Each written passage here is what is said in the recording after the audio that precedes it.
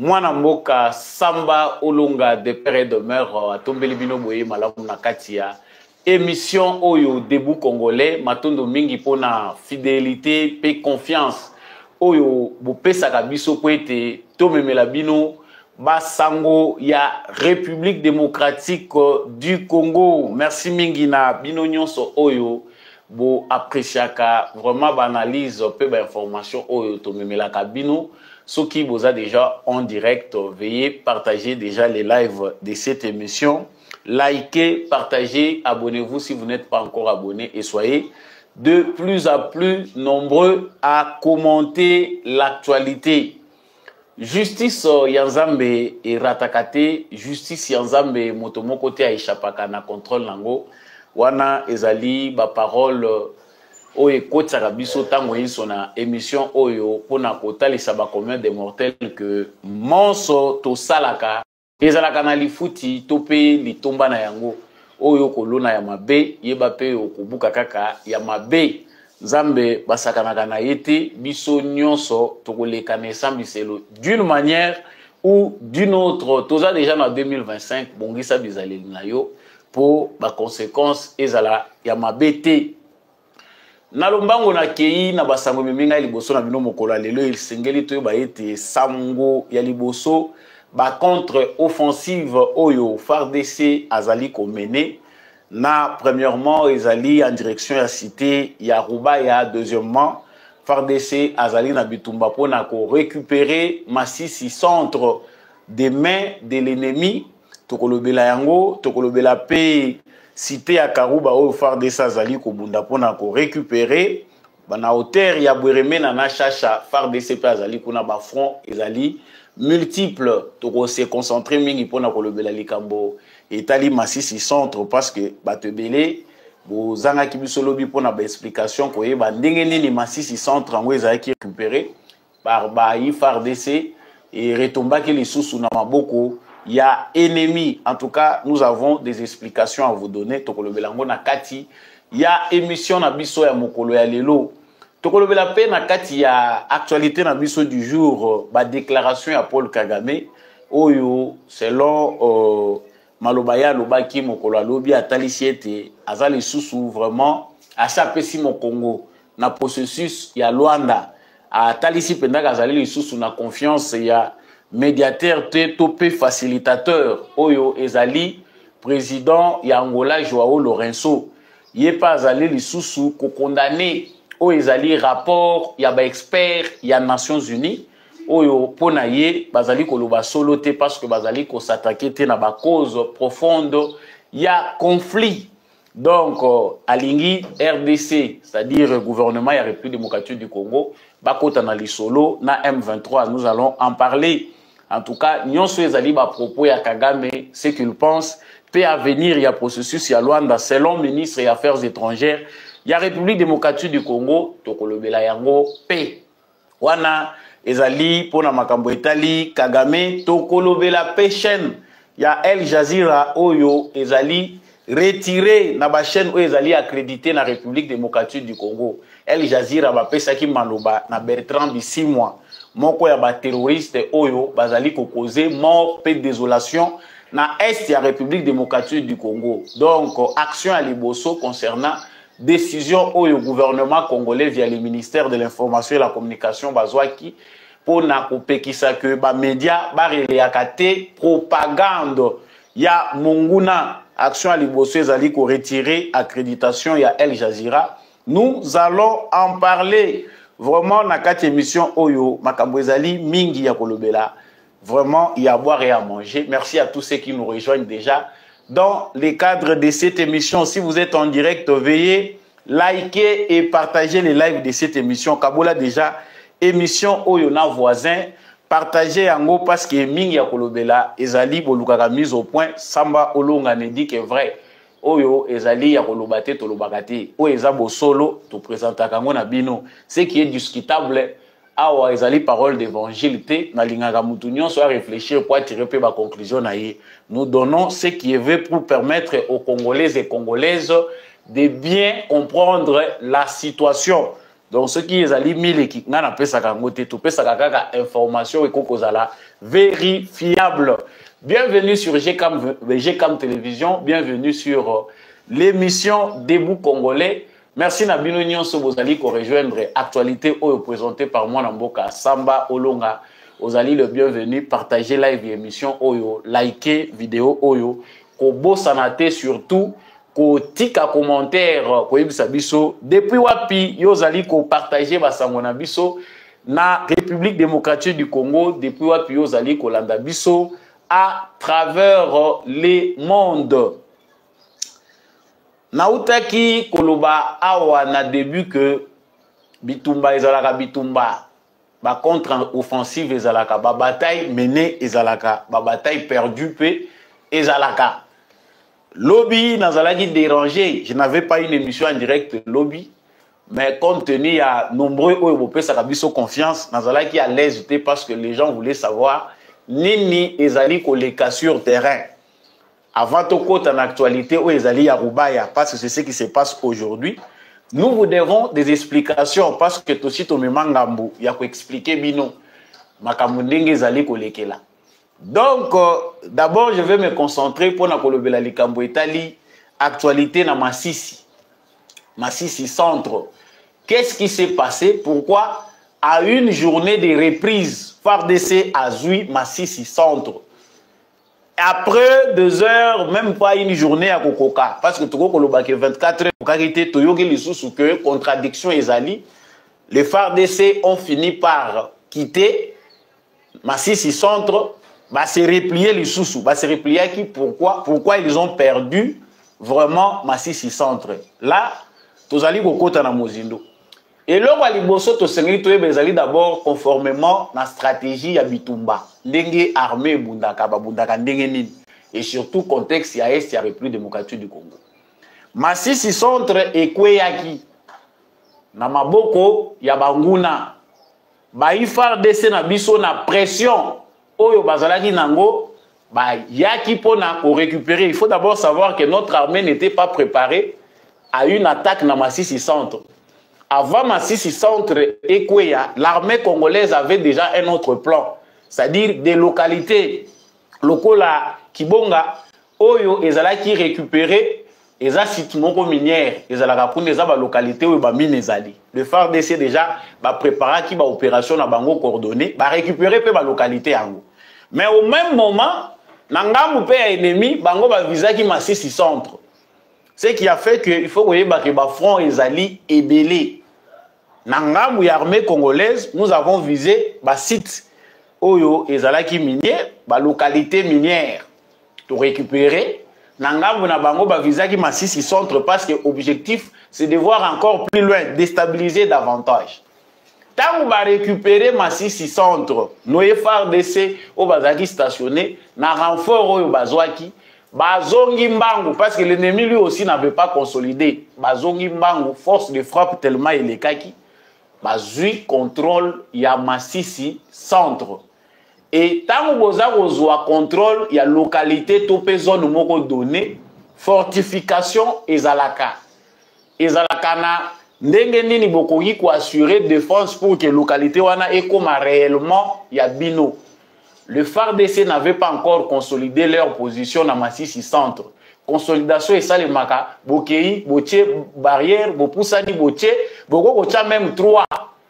Pour éviter que, ba attaquer bino par surprise, malamoko bo perdre localité wana.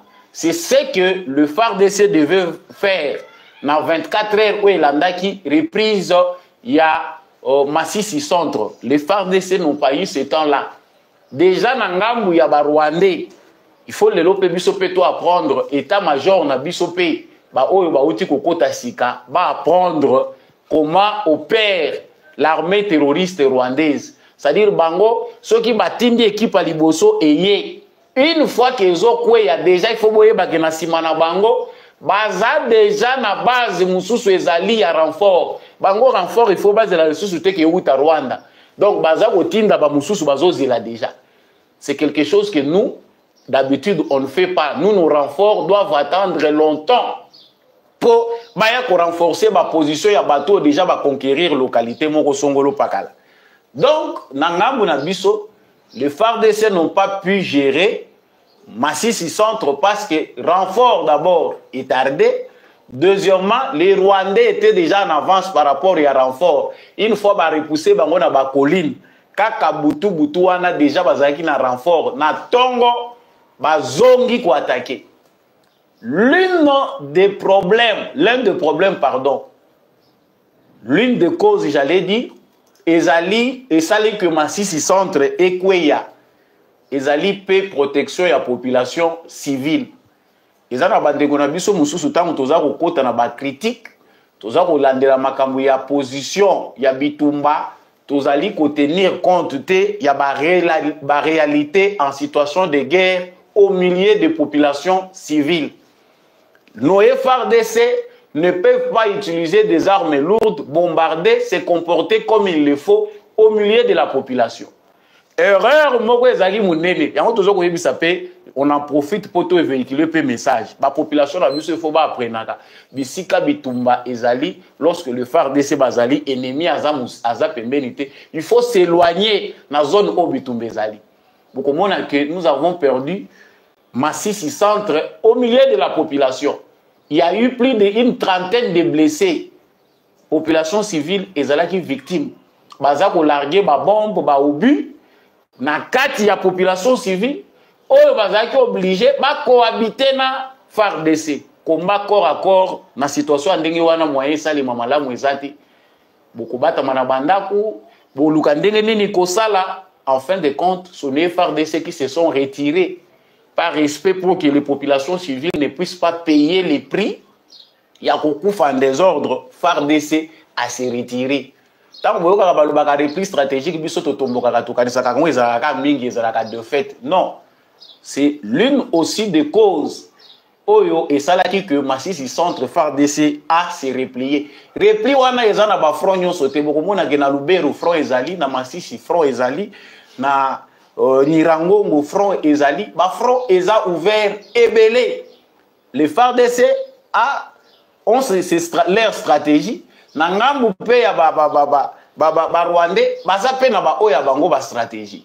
C'est ça la réalité à Makambouza na Massissi Centre. L'autre parenthèse, on a une grande parenthèse. Pour la bande qu'on a vu sur Balin, qu'on y est, Makambouza, à te perdre, oui. Il y a comme ça des défaites victorieuses. Ils allaient dans un repli ou ils allaient réellement stratégique.